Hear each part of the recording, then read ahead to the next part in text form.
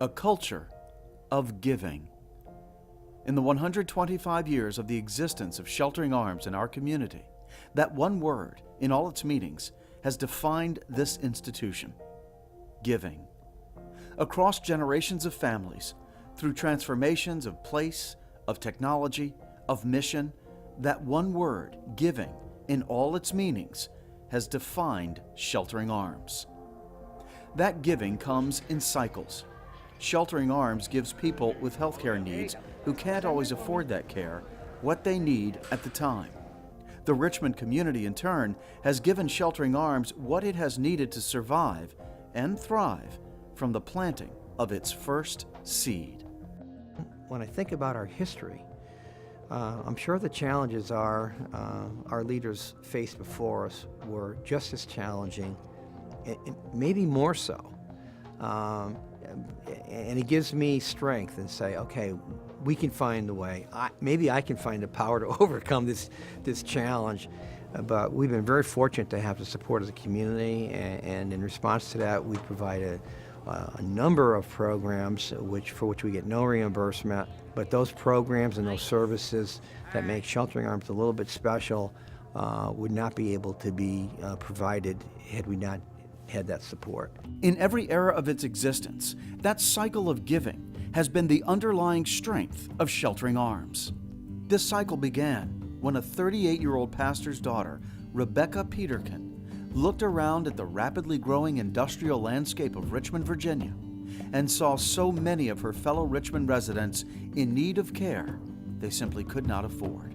She saw numbers of people who were ill and couldn't afford the health care. So she persuaded her church sewing circle to become the first chapter of King's Daughters and Sons, and their project was to start this new hospital. And so they solicited money to create the hospital downtown across the street from the Medical College of Virginia, and they encouraged their doctor friends to contribute their time. And indeed, they created more than 100 years ago a hospital where people could go and would never receive a bill. Rebecca's personal mission, combined with an astonishing ability to lead others into action, quickly became a reality. She convinced Dr. Edwin Booth to match her vision by donating a small house called the Clifton House, free for the first year. She then convinced Dr. Moses Hogue, a physician with the University College of Medicine, to become the first doctor to serve as a volunteer. Many of these doctors lent their support to this fledgling hospital. The sewing circle of women went about gathering donations, finding everything from blankets to discarded kitchen utensils. They then mopped the floors and scrubbed the walls of the newly obtained building. On February 13, 1889, Sheltering Arms was born. I think the element of trust was very big. Yes. The businessmen trusted her wisdom, and she trusted all the women from the King's Daughters, and eventually the Florence Nightingales came into the picture, and they moved ahead together to accomplish a goal, and it worked. No one can possibly know how many thousands of lives Rebecca Peterkin's seedling of an idea saved and enhanced over the last 125 years. Tragically, she saw little of that effort come to fruition. Only 2 years after Sheltering Arms opened, Rebecca Peterkin died. She was 43 years old. The cause of her death is lost to history. A newly formed board of directors, inspired by Rebecca's vision, continued to champion her cause. They raised money to buy this building, the Grant House, across from what is now the Valentine Museum of History. They settled in and began, patient by patient, to build a reputation in Richmond and across Virginia as a place of refuge and care for people who suffered and had no means of alleviating that suffering.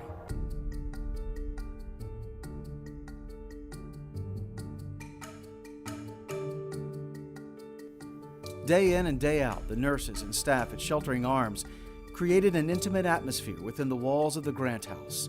Oftentimes, patients became part of the family. They were treated like they were the king and queen of England. Natalie Curtis and Hazel Hill spent decades creating the Sheltering Arms mindset toward patient care. This approach solidified the foundation for for Sheltering Arms' enduring reputation. One was strict and one was sweet, but the sweet one Had a was, backbone of steel. yes, she was the one who administered the anesthesia by the old drip method, and she never lost a patient in 30-some years. Very particular, very, very much demanding. I mean, every nurse wore her cap, her hat, whatever. A lot of them were coffee filters back in those days. It took a while to get the nursing school Accredited. And Miss Curtis and Miss Hill, they came in. And between the two of them, they got things put together when it began to slide a little bit and spruced it all up. And the hospital and the nursing school were accredited, and off they went. One of the early students in that nursing school was Frances Wells. Frances was a restless and at times rebellious young student determined to defy her father and become a professional in the modern world. So she joined Sheltering Arms' newly accredited School of Nursing. I think it was the proper place for my mother. My mother, from everything I have heard from her classmates and knowing her, was a bit of a scamp. And she needed the strict discipline of Miss Curtis and Miss Hill, especially Miss Curtis. They always told the story of her climbing out the window during study hall. Miss Curtis and Miss Hill would lock the door, and it looks like to me it was a pretty long drop. Anyway, she got out and she knew what time the door would be unlocked, and she was able to get back and talk to the custodian in the kitchen and charm him into unlocking the back door and letting her in just in time. And she was, of course, when the door was unlocked, she was sitting at the table studying, and like a proper student should. The funny part is they told my mother that she would never be anything more than just a regular nurse, that she just wasn't leadership material, was what they said.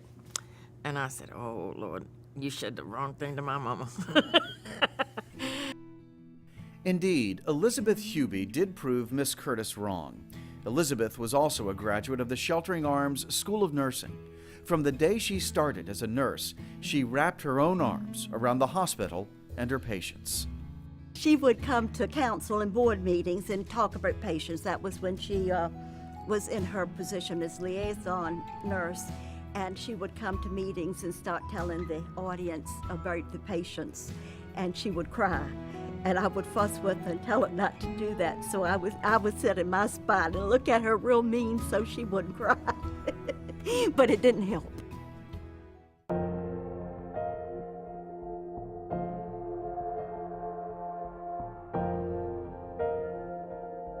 When I was young, a lot of the times people would come into the hospital from all over the state. People that brought them had to go home. They couldn't afford to stay. So they were in the hospital maybe 2, 3, 4 weeks with nobody to come and visit them. Those patients, most of them, they didn't have anything. I mean, they come from rural mountain towns that they didn't have anything. They came from parts of the city that were very, very poor. And back in Sheltering Arms Day, there was a lot of really poor people around. Somewhere in that hospital, there's a doll about this tall that my grandmother dressed in the nursing uniform for the students. Not the nurses, but the student. And my grandmother made the dress and dressed it. And somewhere in that hospital is my mama's doll. Actually, it's my doll, but Grandma dressed it for Mama. In fact, as we talked with Anne, we realized the doll she was talking about was just a few feet away. That's her. Is this her? That's her. That's her. Decades after being part of Sheltering Arms Hospital as a child, the memories came flooding back. It was my doll, and my grandma took it, and she made the whole outfit. When Mama passed away, my sister and I donated her to the hospital so they would have something special for my family. And she was special. We all loved her. All that passion and care did not, however, pay the bills. The Richmond community did. And from 1892 until she died 50 years later, Blanche Taylor King had the job of making sure Sheltering Arms remained solvent. Well, this cup was always in my home, and it was given to my grandmother, Blanche Taylor King, for 49 years of service as a treasurer to Sheltering Arms Hospital.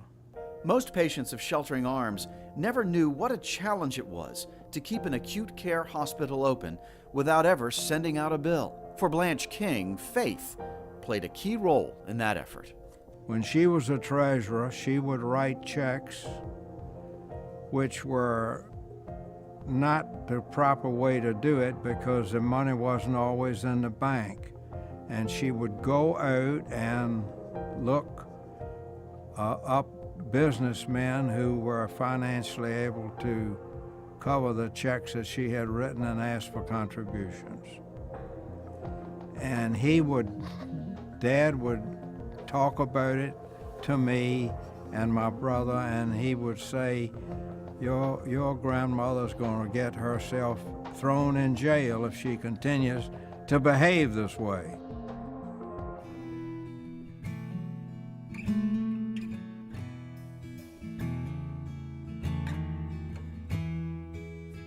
Nurses, volunteer doctors, and staff supported the patients. Richmond's community supported the hospital.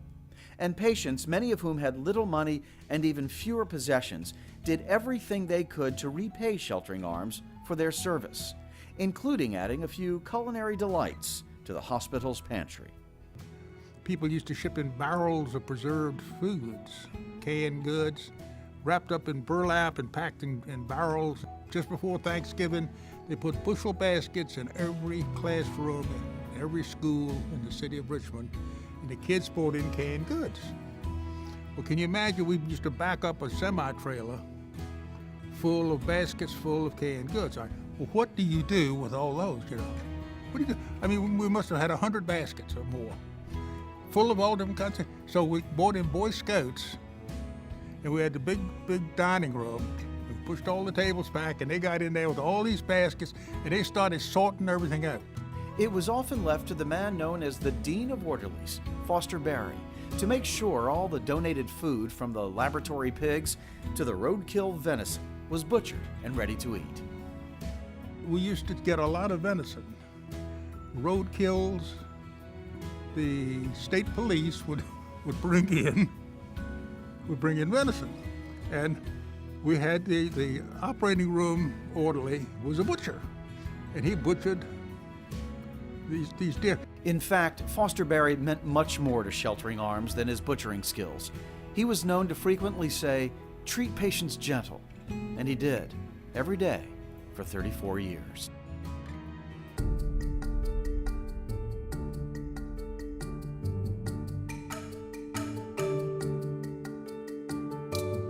For 79 years, the Grant House on Clay Street provided an oasis of healing for people far and wide who simply could not afford the care they needed.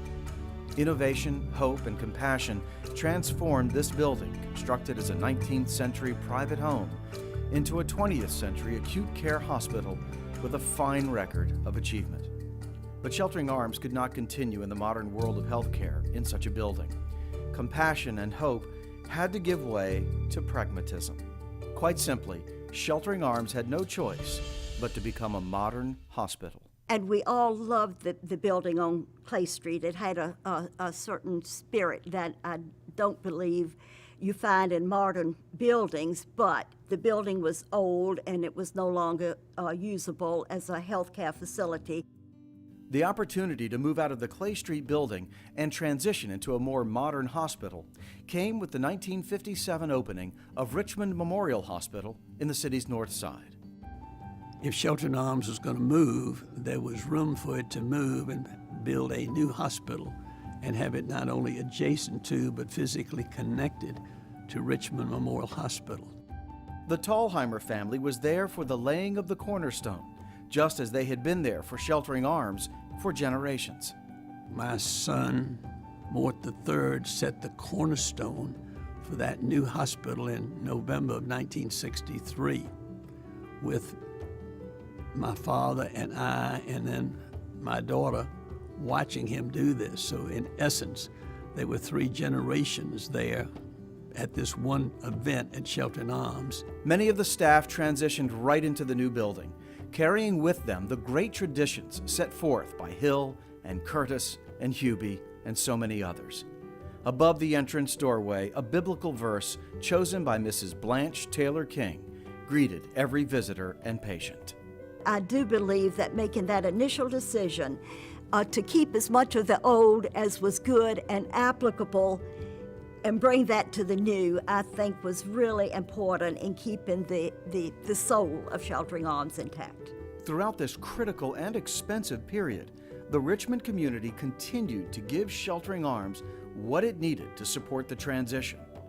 And oftentimes, they had a really good time doing it. Since 1925, the Junior Board of Sheltering Arms worked to raise money through a great variety of fundraisers. But in 1957, they hit upon an idea that has become as cherished a Richmond tradition as Sheltering Arms itself: the Bow de Bois. The girls become Cinderella for the evening, and the Junior Board puts on a fabulous dance. And I later became on the Junior Board as well. Way back in the olden days, when I made my debut, I was a debutante, and that was my first connection with Sheltering Arms. A lot of these girls, they don't know what Sheltering Arms is, and in December, when they have signed up, we do bring them to the hospital where they take a tour of the hospital and learn what goes on. And then many of the women who start as sponsors, they go on to volunteer at the hospital. They go on to volunteer at some of the club rec facilities around town. Some join the women's board, some become on the board of directors. The first Bow de Bois raised more than $8,000 for the hospital. Since that first night of dancing, the Junior Board has raised more than $2 million for Sheltering Arms. All manner of charitable groups and families grew the roots of Sheltering Arms deeper and deeper, giving it the strength to provide for patients and make challenging transitions over the course of 125 years. Probably mid to late 40s. It started out as donations of canned goods, and that eventually progressed to coffee money change, and at one point I remember the guys, we would go at Christmas time to Sheltering Arms taking buckets of change. Sheltering Arms, for many, many years, I think it's been one of the most popular charities in Richmond, and many, many people left large amounts of money, particularly in their wills, to Sheltering Arms. Challenging transitions would come sooner than anyone expected. Just 4 years after Sheltering Arms moved into their new location next door to Richmond Memorial Hospital, the need for a free acute care hospital came into question. The implementation of Medicare and Medicaid in 1965 opened the door for low-income patients to get health care at any doctor's office or hospital. As Sheltering Arms got closer to its 100th anniversary, the board of directors knew the mission of the hospital would have to change, and so they began an exhaustive study to ask a very important question: what is the future role of Sheltering Arms? From 1973 to 1979, they were studying as to what the future role of Sheltering Arms would be. The Long Range Planning Committee established 5 subcommittees to figure out each one could present whether you wanted to go into something related to heart, something related to kidney, or to cancer. We had a number of members of our board who went around to visit other hospitals offering different kinds of services and decided on rehabilitation as a coming need that at that time was less met by the federal government than it is today. There wasn't any rehabilitation service, or very limited rehabilitation service for anybody, even wealthy people who could pay directly out of their pockets. So we had to address the question of changing from never sending a bill to sending a bill to those people who could pay for it.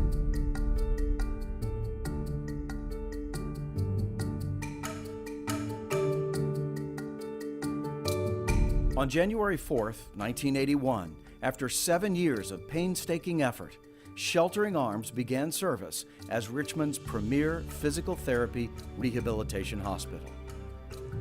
Well, I think that with the change in the type of care they were given, there was never any indication or inclination that they would not change the TLC that they would give to every patient that came through their doors. Many stayed and received the training and brought that old tradition of care to rehabilitation. What I want you to do is, as you see your legs bending and straightening, I want you to try to do that with your legs, with the robot, okay? It's no stretch to say that Rebecca Peterkin and her sewing circle of friends would be astonished at what has blossomed from the small seed they planted 125 years ago. You know, some patients whose lives are saved in acute care, if they can't live independently and have some quality of life, some would prefer that they not have been saved. And we have the opportunity to take that patient from a baseline functionality and really give them independence, functionality, and quality of life that makes their life worth living. When I was in a wheelchair, I didn't think I was ever gonna walk, let alone be able to run again. So just running, being able to just get up and walk even is just amazing to me that I was able to overcome that and be able to do the things I once loved to do. I think what you see is people who have invested years of themselves into their practice and their craft, the science and the art of therapy, and that translates into some really magical moments with people. Squeeze, squeeze, squeeze, touch your chin or your nose. Squeeze. I cannot say enough about Sheltering Arms. And when people ask me about it and they say, well, you know, what makes it different? I said, well, number one, the people. His therapists were magnificent. They became part of our family. They are our family. I mean, when we see them in the street or he goes back for additional therapy, it's just like going home again. It's peaceful. It's a place where he knows that they're going to do everything in their power to make it better and better for him. We have always taken pride in hiring the people that we think would fit the mission of Sheltering Arms, which to me is the compassionate piece. If we have compassion, the quality just flows from there. And so I think that's probably what sets us apart. We want to have clinicians be engaged actively in trying to figure out how can I do this as best I can to serve the person right in front of me. Every day he just keeps going forward, and he could, I tell him all the time too, I mean, I don't know how I could have done it, but he said he was determined. He wanted to walk his daughter down the aisle when she got married, and he did that, and that was a very proud moment for me too. Oh, it's awesome. When they come in and they're in the gym and everybody's working really hard and the therapists are just giving them one-on-one attention constantly, and the physician's spending time with them every single day, they see a huge team that's all there to help them get better. It just is a positive place to be, and it's motivating even in the darkest situation. A dedicated team of employees that are willing to give back and to get that patient as much as they can to get back on their feet. It's the compassion, the caring, the staff that we have that empowers the patients, their time, their expertise, and their dedication. When I get those letters from patients, and I got several this past month, of patients who just felt compelled to write, to tell their story about the significant change in their life that was made by a therapist who showed them how to gain the power to overcome. You know, when you go back and look at what we were just as an old acute general care hospital and see the changes, it really is. It's breathtaking, really. One of the things that strikes me about 125 years and how did we get here? The reason we're this old and doing so well is because Sheltering Arms was always willing to change when change was needed. And to this day, we continue to grow and change as change is needed, and we'll keep doing that to make sure everybody in this community gets what they need. What do we see moving forward a year from now, a decade from now? the sky's the limit. I mean, we're doing stuff you see on TV, in movies, okay, and you're going, what? It's mind-boggling. It's mind-boggling, but it's working. After overcoming 125 years of challenges, Sheltering Arms is poised to meet the demands of the future and help our patients find the power to overcome.